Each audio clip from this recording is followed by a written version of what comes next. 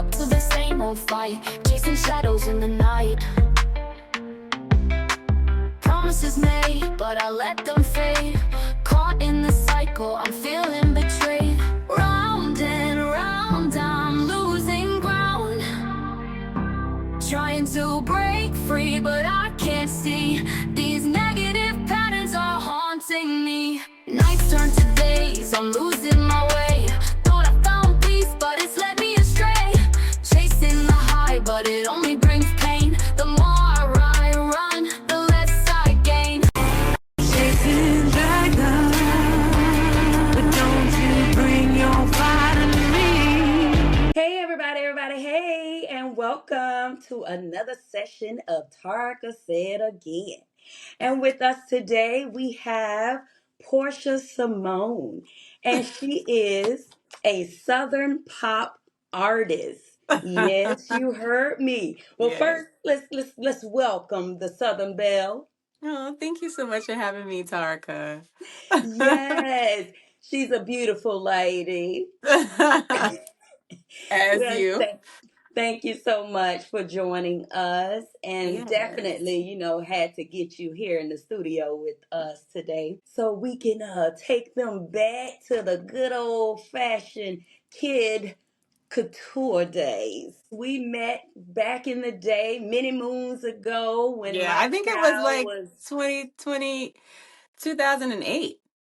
it was yes. So I think my child was what, 4 or 5 years old when she Yeah, came she and was about started to be modeling. 6. Yeah. Yes, those were the good days, just seeing those kids grow in modeling and doing their little Mm-hmm. twists Yeah. and the fashion shows that came with them. Yeah. Listen, you had them all the way put together. Thank you. We're going to move on because she was once here with us in Florida and then she left us. She made a transition Yes. to Cali. Yeah. What was that like? And I what made know, you right? go? First of all, let's congratulate Jarvia because she just graduated and I just love me some Jay. Okay. So Okay. congratulations to Jarvia for just Yes. holding it down for y'all's family. I always see how like family oriented you are with her and like she has such a great support system. So congratulations to both Yes, of you guys. definitely. Thank Yes. you. Thank I you. started from Charleston, South Carolina, Hmm. and I moved to Florida. I graduated high school in Jacksonville. Okay. And then while in Jacksonville, I was hearing about the classic weekends, right? So I'm Oh, still in high school. I'm hearing about classics. And one of my homegirls was like, let's go to classic weekend. And I was staying with my aunt at the time. I asked her, can I go? I put it in her ear like a couple of weeks before. And she was okay. like, let me think about it. And then when the time came, I asked her again and she told me no. Oh, And I'm just like, I'm a straight A student. I do what I do. I'm on the step team. I'm on everything. Why can't I go and have a good time with right. my friends? And of course, listening to my peers, they was like, well, why don't you just go and then worry about it when you come back? Okay. Right? Yeah. We made the decision to be grown. Okay. So I go to Florida. I enjoy my life. And I come back and I have no place to stay because she was like, yeah, no. You're not about to just Whoa. disrespect me She like was that. She was serious. serious. And you know what? Wow. Ever since that moment, I have been on my own, right? So Okay. I Okay. graduated high school on my own. I moved out to Orlando. I went to school for interior design and always immersed in beauty. I started in the beauty industry. Mm-hmm. My mom was always in like she had her own salon, so I grew up in a hair salon where I was doing nails, makeup, sewings at 12, Mm-hmm. washing, do anything in that salon I could do, right? Right. So I was really glad that she's instilled a lot of that foundation inside of me.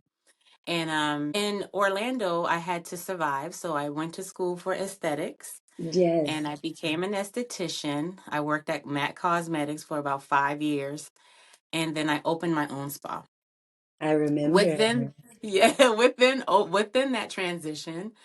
I first started off with Throwdown Productions, and Throwdown Productions was step shows because I was so passionate about step. I was the captain of my steps team in high school and I wanted to like recreate that same vibe, so I got several schools in Orlando to join this step show. It's called Throwdown Productions. I had a comedian host it. I mean, it was a big situation. Flyer Promo Now at the time was sponsoring it, so it was a situation. But then I realized that fashion was what I was more passionate about. And my mom also did fashion shows, so everything basically, the apple don't fall far from the tree. I started Right. doing everything that she was doing without even knowing that that's what I was doing. Still to Right. this day. So I created Kids Couture, and I think that Kids Couture definitely riled up the city. Everybody wanted their babies in the fashion shows, but I could only host at the most 30 at a time, which was a Mm-hmm. lot, you Mm-hmm. know. So about a good 6 years I was doing Kids Couture before I opened up my spa, and even while I was doing my spa, I still had Kids Couture coming in there, Right. and that's how me and Tarka met, Yes, those annual shows was everything, honey. You Yes. took us around the world, the Paris shows and Yes. various things. You brought it to the stage. So we Yes. definitely appreciated that just in thinking because all kids don't get that opportunity to actually Mm-hmm. physically visit those locations, but you brought the Locations. stage to life for Yeah. them at a young age and giving them that experience. I'm sorry to hear that the classic was addictive and brought you on to our city. Listen, Hunty, let me tell you, I represent FAMU alumni. Okay. We'll sprinkle a little BCU in there, but Yes. FAMU, I'm Yes. We sorry. represent. Yes. Yes, I'm sorry Yes. that took place, but just in hearing your story, because I didn't know, Mm-hmm. but in Mm-hmm. hearing that, it brought out a lot as far as your creativity and growth and independence, all of those Yeah. various things. It came out of you from this mishap, or this Yes. disobedience. Disobedience. And you know what else? Like just me talking to you right now, and you talking about the Paris and going worldwide and all of those things. I never even been to Paris at that time. But I was Okay. planting a seed without even knowing it, because then I got on tour with Lana Del Rey and was traveling the world. So all of those places that I was bringing to Orlando, trying to make it like a imaginary fantasy, it Mm-hmm. came to life, and that was Oh. amazing. Yeah. Well, go ahead and tell us about Lana Del Rey because I hear she's a major artist. I've Yes. seen various videos that you've shared as far as the Hmm. crowd and so Yeah. many people being out there in the crowd, and you even attended Coachella. Yeah. My That first Coachella, I was on stage. that is major. Listen, Yeah. I'm talking to somebody that has experienced that, not only going, but you was there, like you was in a stage, you know? Yes. Yes.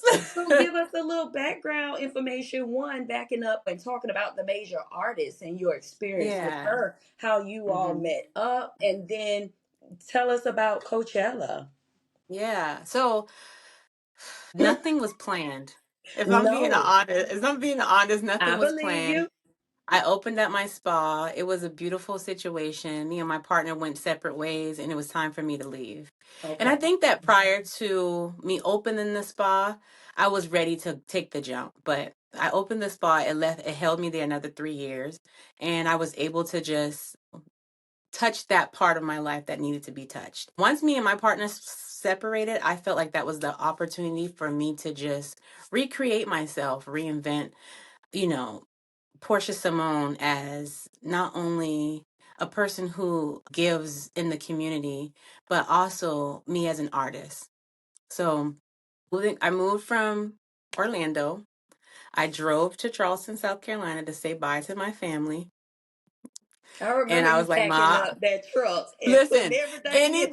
anything that could fit in that truck was coming. Anything that couldn't was gone. Okay. Like I was selling stuff. I was like, get the tables, get the equipment, get whatever y'all can get, because I'm out of here. Okay. So I drove to Charleston, South Carolina. Then I drove to from Charleston to California. That was an intense drive, right? This is my Mhm. first time ever driving across the country. Country. One, I'm by myself. On that drive, I literally had like every kind of like emotion that came out of me. I cried, I laughed, I had Mhm. concerts, I listened to every album that was my favorite album.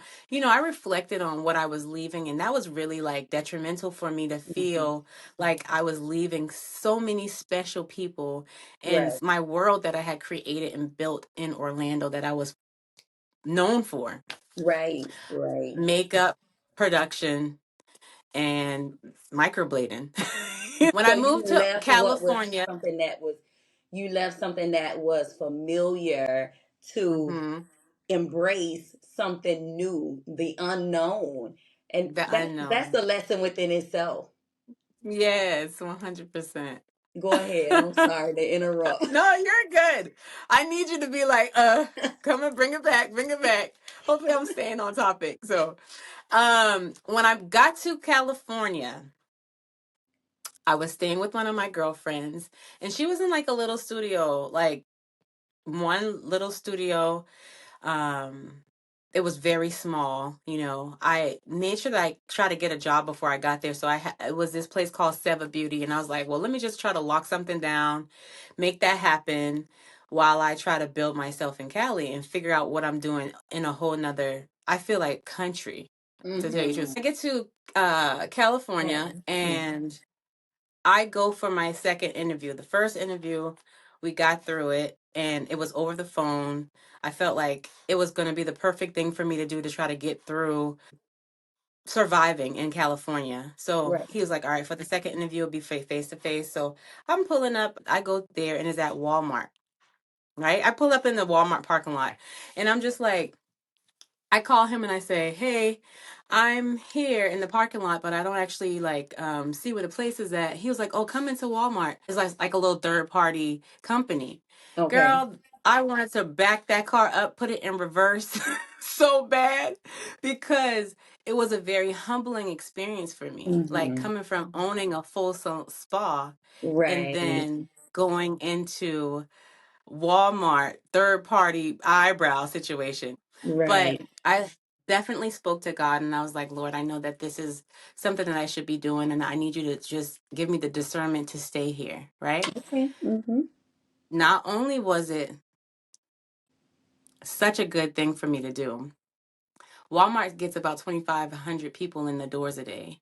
Seva Yeah. Beauty got about 1,200 people in the doors a day. And I was Hmm. only threading brows. But every single girl that sat in that chair, I let them know about my microblading. And Hmm. I would work at home and have them come to my house. And I was charging them $350. I was banking. You know what I'm saying? Just Right. like Right. having a hustle of getting the people were already coming. They were right here for me. I just needed to build my clientele. So then Right. I built my clientele through Walmart, and then I opened up a studio here in California.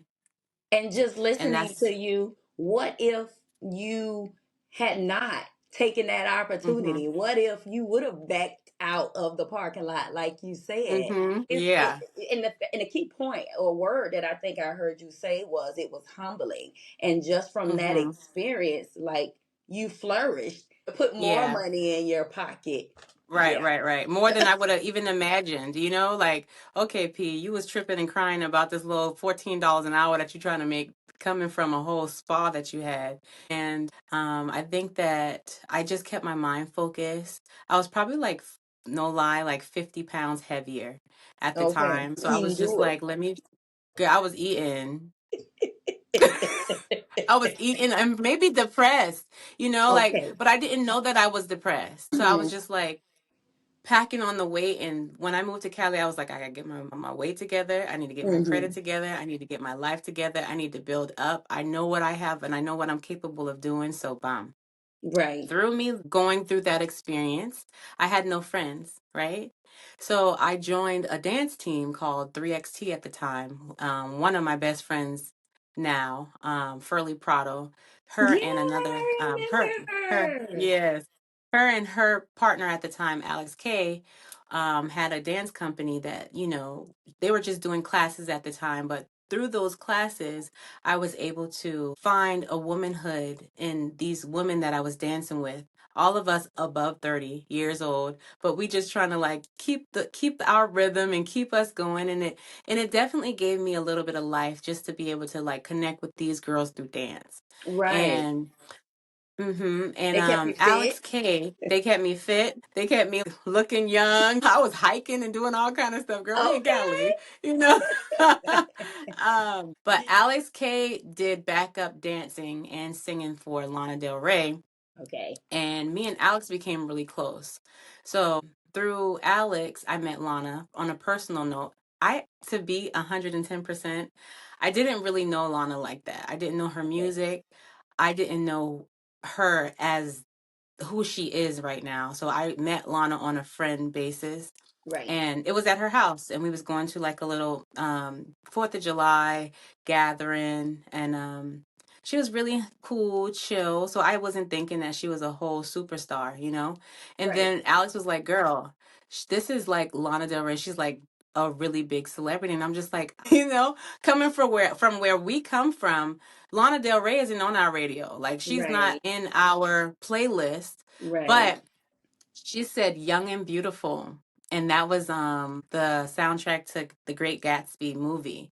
And that was actually Wow. the song that I played back to back to back to back to back, listening to Lana, in Orlando, and not even knowing that I was going to be meeting this lady at some point, Face to and knowing that this was face. even her song. I was just like, this girl sounds gorgeous. Like, I should retry to do this song. So this was right before COVID that I met Lana. And then we had New Year's, and Lana knows that I sing because I guess Alex told her. Okay. But she came up on the couch and she was like, "So for New Year's, we are going to have to get some entertainment downstairs. Nothing planned, but we just going to call a couple people to come sing up on the mic, and we'll just bring in the New Year." So I'm like, "Yeah, that'll be cool. I ain't even tripping, right?" Right. I'm Right. not thinking she talking about me. Right. Trust me. When I walk, this is at the Chateau Marmont, which is a very old school Hollywood hotel, Okay. very much well known. Celebrities Mm-hmm. go in and out. When I walked in, this is the type of people that was in there. Megan Mm-hmm. Good, Spider-Man, like these Okay. type of celebrities that I was well Yeah. rounded, with. And so We I knew call that them this was like A-listers. A-list Okay. celebrities. I was in the room with A-list celebrities. And we go downstairs, and Byron, who's her MD, is on the piano. Lana opens up. Her and her friend does like a little duet song. It's super cute. Then Eric Billinger, he gets on the mic and he sings "A Ribbon in the Sky" and kills it, you Wow. know? And then Byron, the MD, says, "All right, Portia, come on up here." And I'm looking like, who Portia he talking about? Because he can't be talking about me.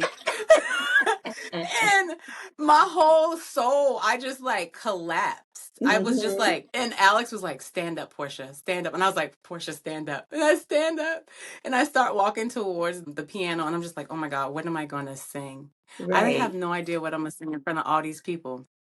And I'm actually sitting at the table with Megan Good, her family, everybody that's those people, right? Right. Right. And I get up and think about one of my favorite songs, Jessica Rabbit, "Why Don't You Do Right?" It's in the old school Hollywood Chateau Marmont hotel, and I think that the vibe was perfect for it. So I sing that song, which I'm still singing today. Mm-hmm. And I think that it was just the perfect timing for me to just show my skill.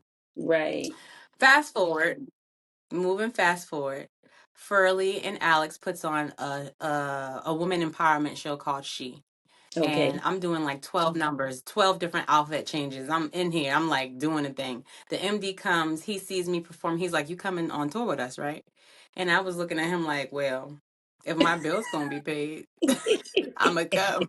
Like, Okay. sure, like, bro, I'm out here struggling and trying to make it, so I'm coming on tour if my bill's gonna be covered. He's like, "Nothing to worry about." I was like, "Okay, get bet."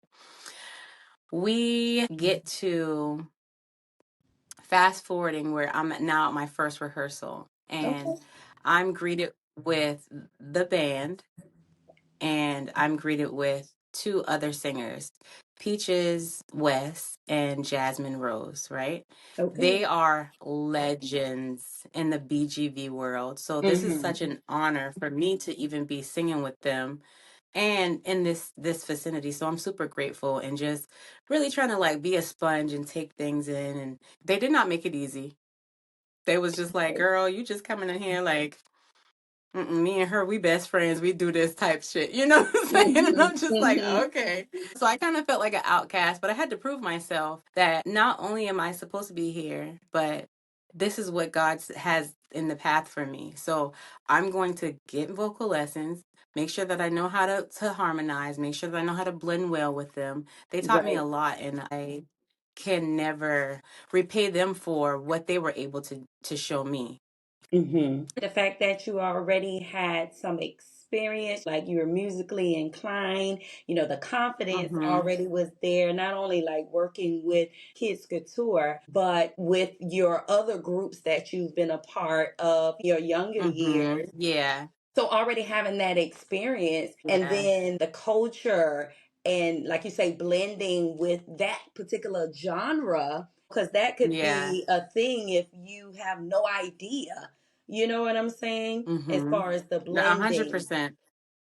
Yeah. Yeah. And everybody comes from different backgrounds. And because you've worked hard in your field, doesn't take away from what I worked hard for. Because I bust my ass to get to where Mhm. I'm at right now, you know? Right. But I would never be like, you don't deserve to be here because you wasn't in this field. It's just like I had a different route and Right. this is where it led me.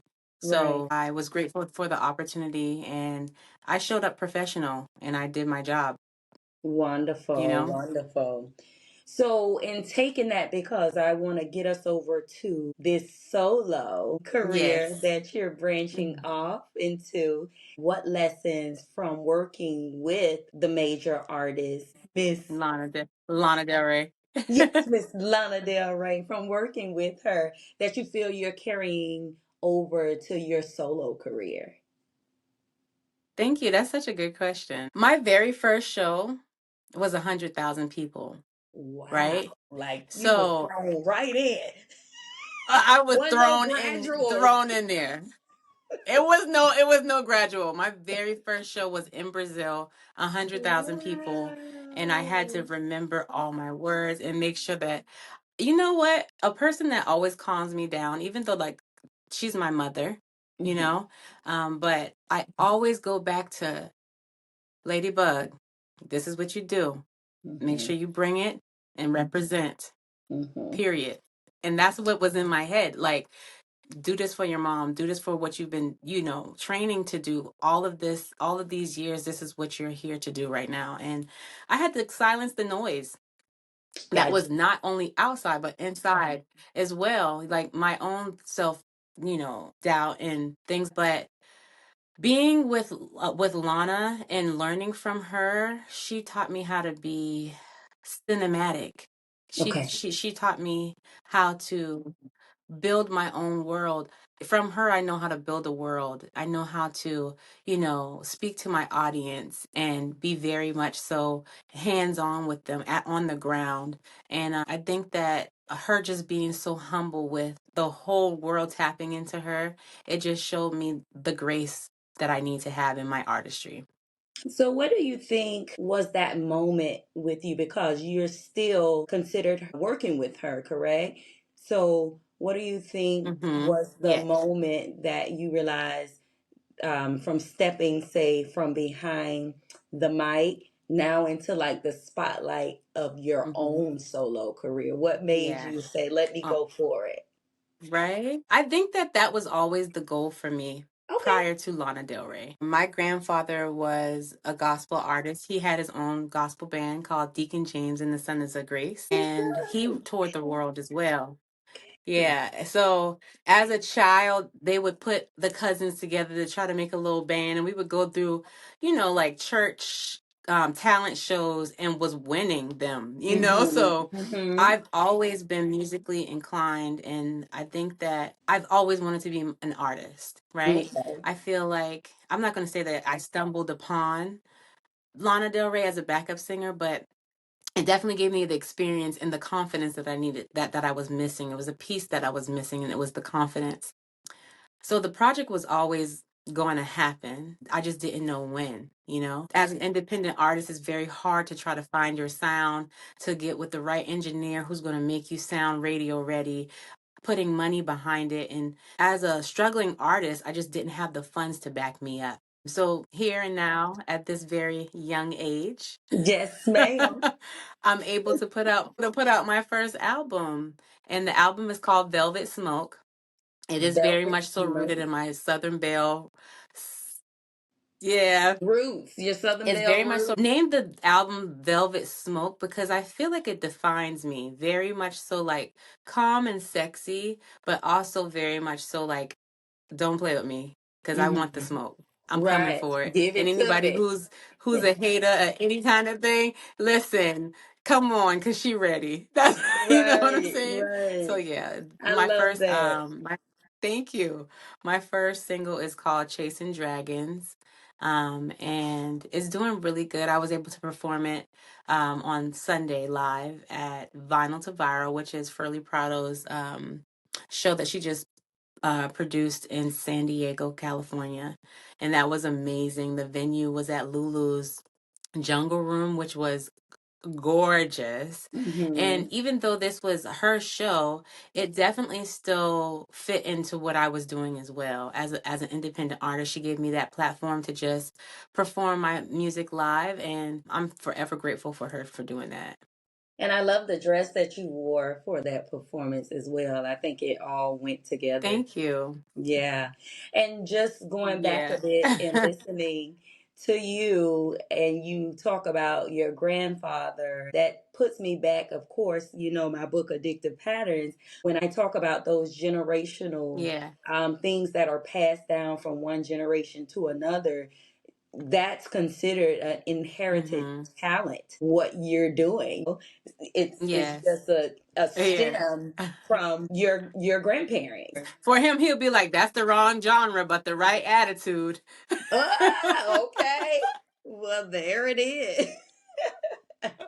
Cause gospel is everything. He'd be like, you doing the wrong genre, but you got the right attitude. Right. Tell granddad we embracing it all. All genres. Yes.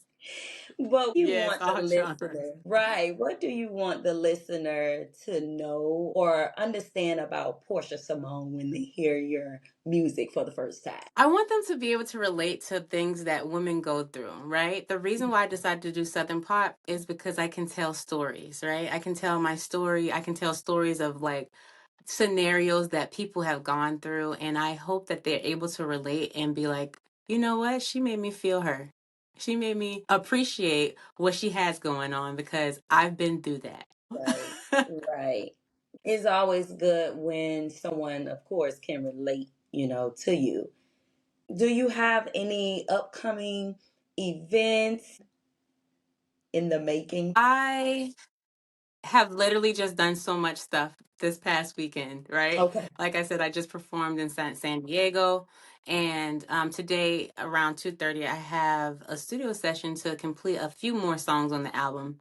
It's supposed to drop in April, and every 6 weeks, I plan to drop a single, hopefully with a music video to go along with it. I just hope to continue moving forward and completing this project that's been an eternity. you know, I'm giving myself a deadline and I want to make sure that I have a release party in April. Will definitely keep Yeah. us posted here in Florida. Don't forget Yes. about us. And I'm sure you will be successful as you were back here with us. So you know how to make things happen. I wish you well in your future endeavors. I just want to thank you for giving me this opportunity to just tell my story. It's definitely here in the beginning, and you are one of the first people to interview me, so I appreciate that so much, and I'm very grateful to just be able to be here on your platform. Yes, Tarka, say ma'am. it again. Yes, Tara could say it again. Hashtag addictive patterns. Thank you so Okay, much. hashtag. Yes, thank you so much for accepting Yes, the opportunity. And we definitely miss you here in Florida. But we yes. know that you had to go off and spread Oh. your wings, and you are definitely doing that. So continue. Much blessings. And to Yes, our listeners, please thank don't you. forget. Yes, to our listeners, don't forget to share, like, and subscribe to Spotify, YouTube, and iHeartRadio. You all have a good one. Yes, Chasing Dragons by Portia Symone. Chasin Dragons.